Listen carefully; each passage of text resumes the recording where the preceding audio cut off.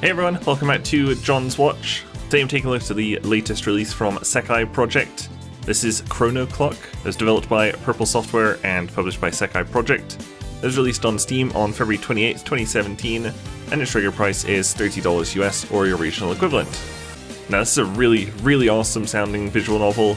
I first heard about it when it was going onto Kickstarter, and it's already out on Steam, and it only went on Kickstarter. I don't know what's happening. Anyway, it was only on Kickstarter late last year, and it's already out on Steam, which is really cool. But you play as a guy called Rei Sawatari, who has a pocket watch from his grandfather that lets him go back in time 5 minutes. Okay, so let's hop right into it. I think it's got like Japanese voicing with English subtitles, so I won't have to do a ton of reading. Awesome. July, summertime. On that day, standing on the rooftop, the one place in all the school reaching closest to the sky, I knew I would soon experience my first broken heart. You don't need a reason to fall in love, right? That's what you said to me on the day we first met. Wow, is there like a swimming pool on their roof? What the hell? Looks awesome. I smiled, trying to quell the anxiety so readily apparent on the face of my underclassman, Miyu Suzuki.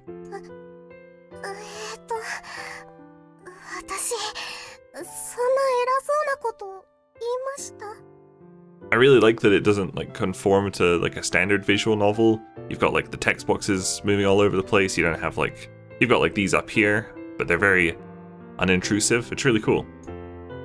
Yep, you totally did. You're completely serious about it too.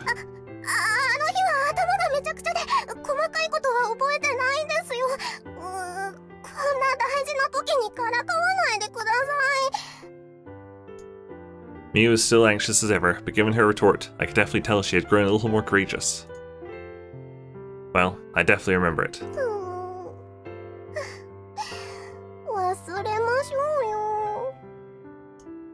I quietly watched Miyu as she drooped her shoulders in dejection. That's one thing I can't ever forget.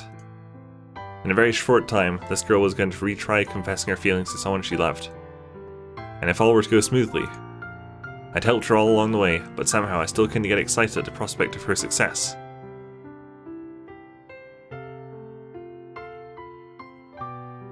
I glanced up at the sky, then returned my gaze to the iron door leading up from the school building. At that moment, a thought crossed my mind. Perhaps I don't want that door to ever open. You don't need a reason to fall in love. I know what you meant by that now, but I actually do have a reason.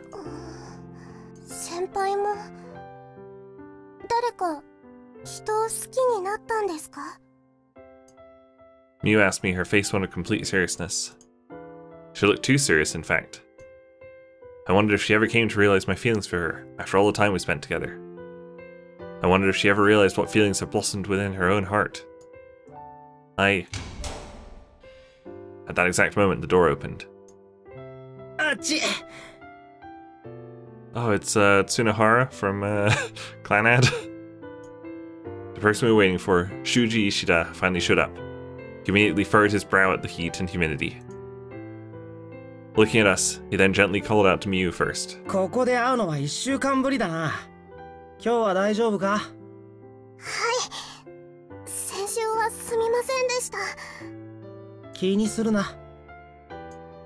I quietly watched them talk. It's kind of weird that Rei Sawatari's just kind of here watching watching these two like ask each other out or something. A whole week. Everything had happened in just 1 week, huh? Never mind that now. I don't need to be here anymore. I shouldn't be here anymore. I don't want to be here anymore. At that moment, Miyu seemed to pick up on what I was thinking, so she turned back to Shuji for a moment.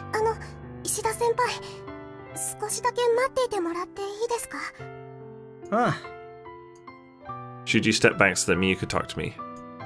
What's wrong?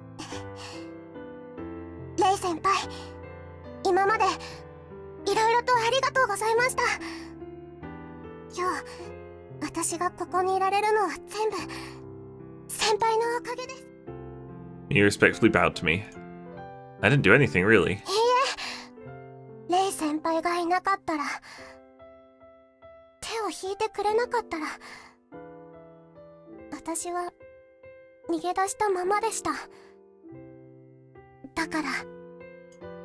Her voice trailed off mid-sentence. It wasn't that she was stuttering or hesitating. She simply looked at me, with innocence in her eyes, waiting for my answer to an unspoken question. I took her outstretched hand in mine.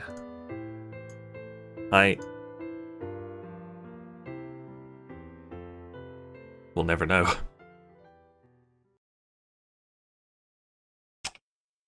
Now then. I should apologize for the interruption here, but it's actually the finale to a long sequence of events which occurred in the first week of summer. The observant reader can probably already guess what's happening, but I feel like I should give a simple explanation. I've been helping my underclassman, Miyu Suzuki, work up the courage to confess her feelings to my best friend, Shuji Ishida, and this was her second attempt at doing so. Over the course of 1 week, I helped counsel her to overcome her social anxiety so she wouldn't blow her second chance at it. As a result, I found myself drawn in by Miyu's honest, good-natured disposition, and Miyu also became more conscious of me as someone of the opposite gender. With the benefit of hindsight, I can only think about how cliched and problematic a situation this was. But let's get serious here. This encounter on the roof is the absolute moment of truth. At the 11th hour, do I take Miyu's hand, or do I encourage her to do this? The world diverges at that point. That much is a given.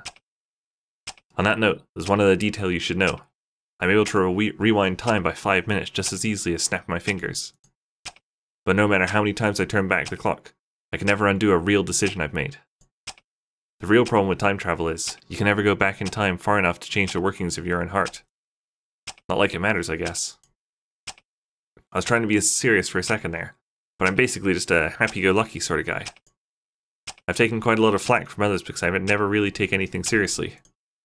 This story isn't one with an overtly bleak, serious endings to speak of either, so don't worry about your own choices too much.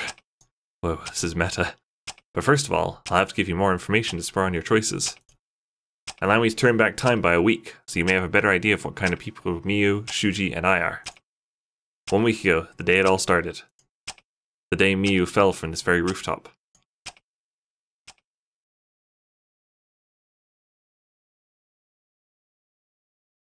It was lunchtime in the classroom.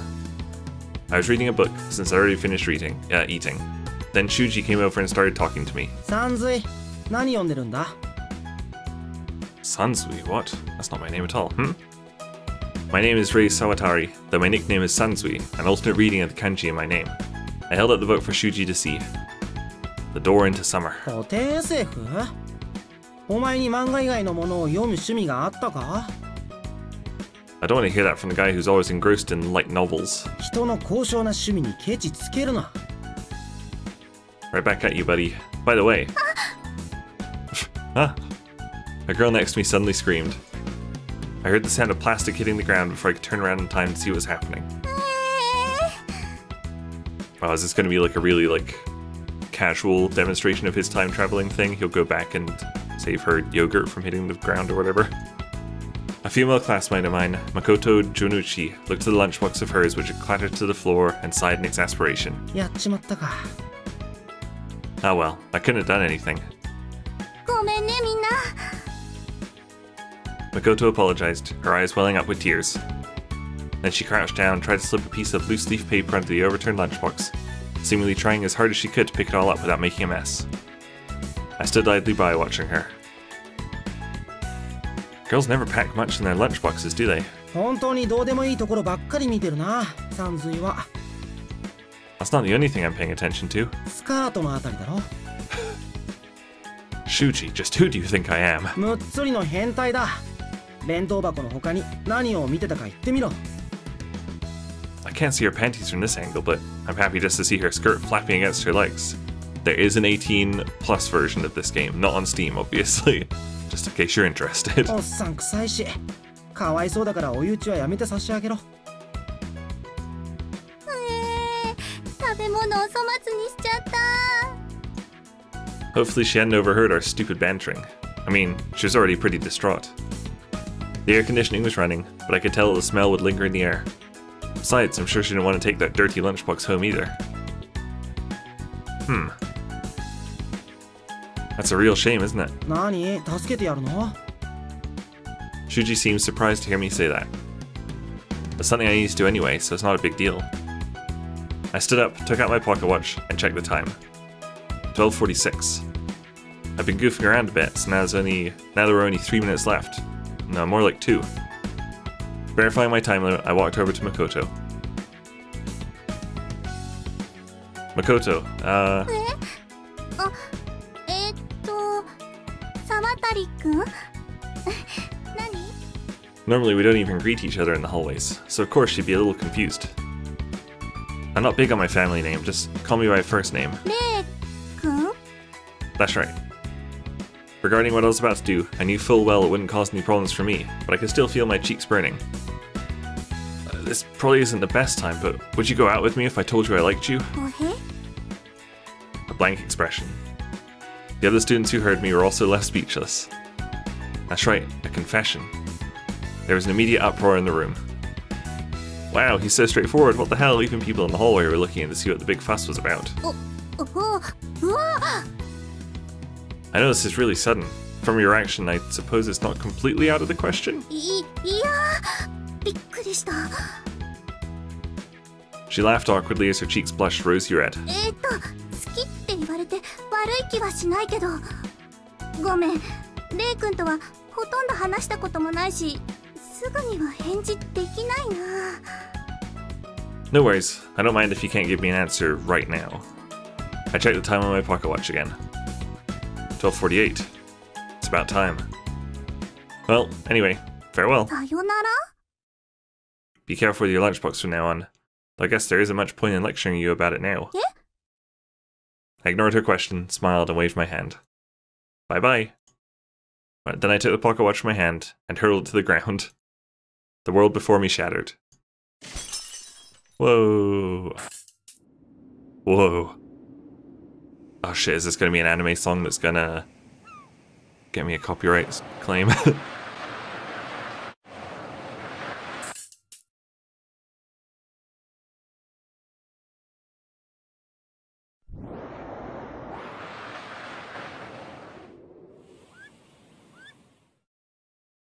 Sanzui, 何読んでるんだ? Fuck, that was really cool. I looked up at Shuji, who was right next to me. So 5 minutes ago is right about here then. I cut it pretty close there. Huh? Nothing, just talking to myself. This time, I gave Shuji the book without telling him the title and stood up from my seat. おい、どこ行くんだよ? Just wait there a sec, I won't be long. Should be about 10 seconds from now. I casually strolled over by where Makoto was sitting. She was eating lunch with another girl, but she was more focused on the conversation than her food. Then, while she wasn't looking, she tried to reach for her black tea, and her elbow bumped against her lunchbox on the table's end. The lunchbox nearly fell off the table, but I was right there to grab it before it fell. 沢渡くん Makoto stood up from her seat, clearly surprised at everything that had just occurred. That was close. そうだねびっくりした本当にありがとう Oh, don't worry about it. Also, I'm not big on my family name, just call me by my first name. レイ君 That's right. わかったじゃあ私も誠でいいよ本当にありがとう Affection level up. I returned to my seat, feeling content. So basically, his idea is to, like, confess to all the girls he likes, and then if they don't, like, reciprocate his feelings, he just goes back in time so he hasn't done it. What a great idea. Behind me, the other girls in the room were excitedly gossiping about Makoto. やるな、かっこつけ. I wouldn't say that. It just would have really sucked if she'd actually dropped her lunchbox. いきなり立ち上がるから何かと思ったけど、よく危ないって気づいたな。I just had a hunch. お前、最近余裕あるよな。Shuji put my book back down on the desk. He seemed to still be processing what just happened. ところでこれ、夏への扉ってタイムスリップの話だよな。Time slip? Seems like it. Though I only just started it, so I'm not totally sure yet. タイムスリップできたら最強だよな。It would depend on how far back you could go, though. For instance, what would you do if you could only go back 5 minutes once an hour? 5分だけ? Yeah, just 5 minutes. そりゃ短いな。それだとあまり大したことはできそうにないぞ。 You could stop someone from dropping their lunchbox, though. はは You could make as much easy money off lottery tickets as you wanted to. Wait, could you? How would you do that with just 5 minutes? And you could confess your feelings to a cute girl to see how she takes it. And even if she turns you down, you could just rewind time and start over. なるほど。お前バカなこと考えてるな。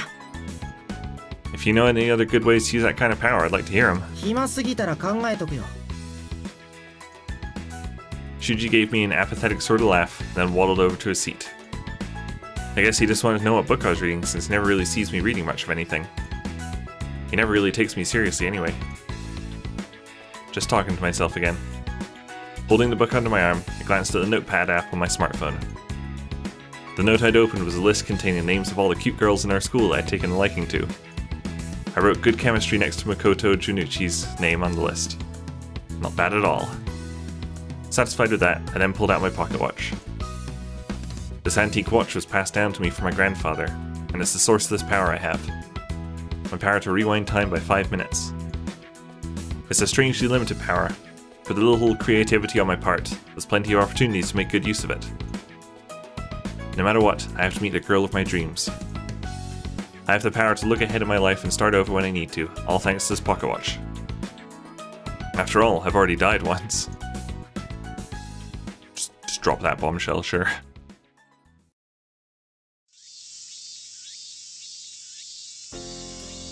That was a few days earlier on a Sunday.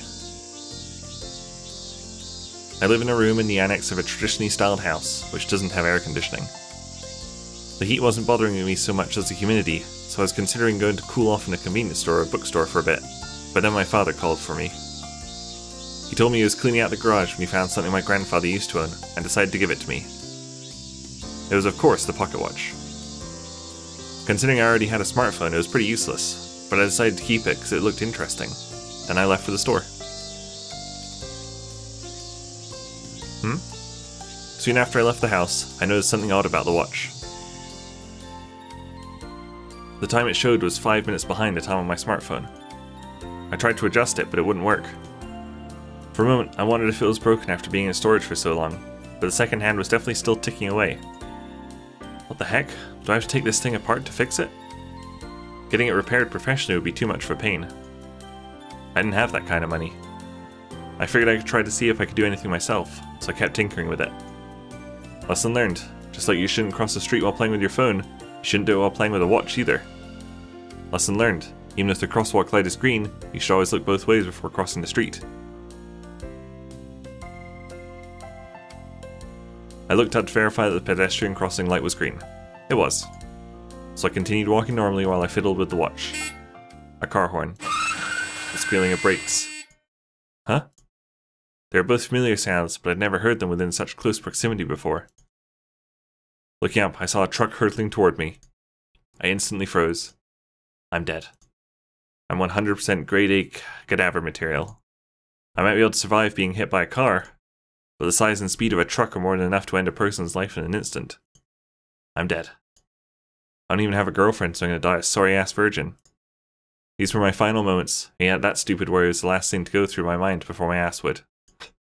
I had nowhere to run. Even if it was pointless, my hands flew up in front of me on an instinct, in an attempt to shield myself.